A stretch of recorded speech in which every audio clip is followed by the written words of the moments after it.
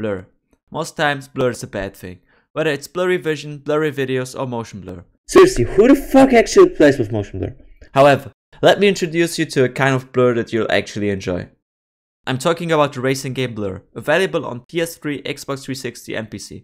Released in 2010 by Bizarre Creations, a British video game developer known for creating such masterpieces as Wiz and Liz, Fur Fighters and James Bond 007 Bloodstone. Blur is a racing game that combines elements of traditional racing with arcade-style combat. It features real-world cars and intense power-ups to keep the action thrilling.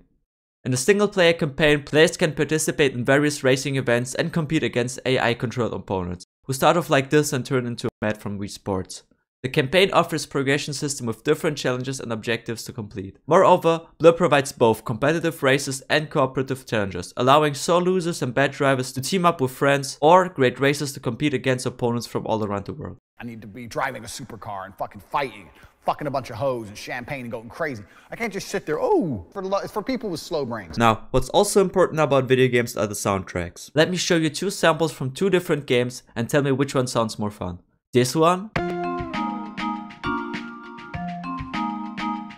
Or this one?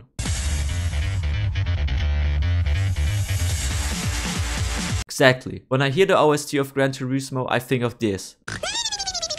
And not of this. Whereas when I hear this, I think of this.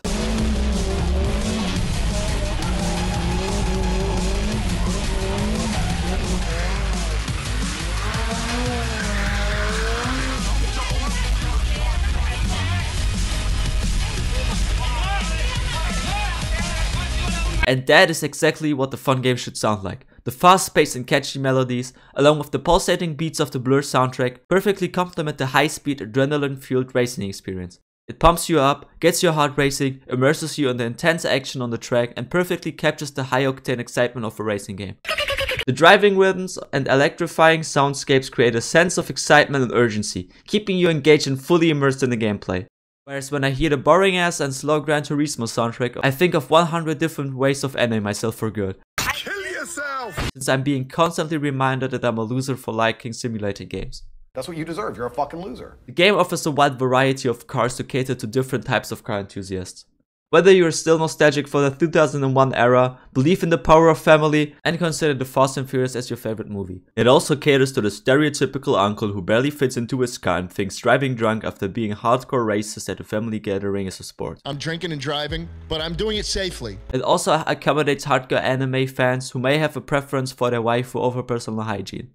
In short, the game has something for everyone, embracing the diverse tastes and quirks of its players. While the game had some power-ups that are similar to those in other games, such as the ability Shunt, resembling the red shell from Mario Kart, Mine, being comparable to a banana, and Nitro, a common ability in many racing games. Not you though. It also featured unique powers. Barge allowed the forceful sideswipe attack, pushing opponents away, while Bolt shot a burst of energy forwards, damaging opponents in its path. Additionally, there was Shock, which created an electric shockwave stunning nearby opponents and causing them to temporarily lose control. Unfortunately, despite the game's positive reception from players and critics alike, Blur didn't achieve significant commercial use. While players thoroughly enjoyed the game, several factors contributed to its failure. It was akin to adding milk powder to milk to increase the milkiness. In this case, the market was already oversaturated with racing games like Need for Speed or MotorStorm, posing a challenge in attracting potential buyers.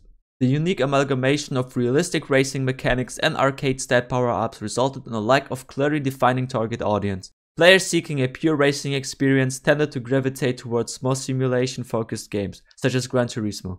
I seriously don't get why this boring ass game is so fucking popular, dude. While those yearning for accelerating power-up infused racing might have leaned towards titles like Mario Kart.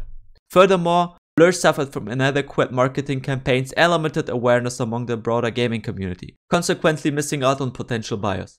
Blur, the game that delivered an adrenaline rush of high-speed racing fused with explosive arcade-style combat. It's like combining oil and water, but in the most exhilarating way imaginable, with a soundtrack that hits harder than a gym bro on a caffeine overdose. It's the auditory equivalent of a turbocharged joyride.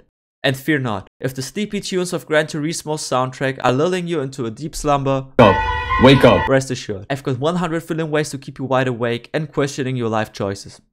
From heart-pounding races to mind-bending power-ups, Blur is here to shatter the tranquility and ignite a fire in your gaming experience. Prepare for a wild journey, re-evaluating everything you thought you knew about racing games. Blur's power-ups are like a buffet of chaos, giving you the satisfaction of shunting, shocking and bolting your opponents into a frenzy. Just don't forget to bring your A game, because the AI in this game goes from 0 to mad from respawns in no time. So buckle up, grab your Doritos, and let's hit the track in Blur, where racing meets mayhem and the only thing blurry is our vision from the sheer excitement.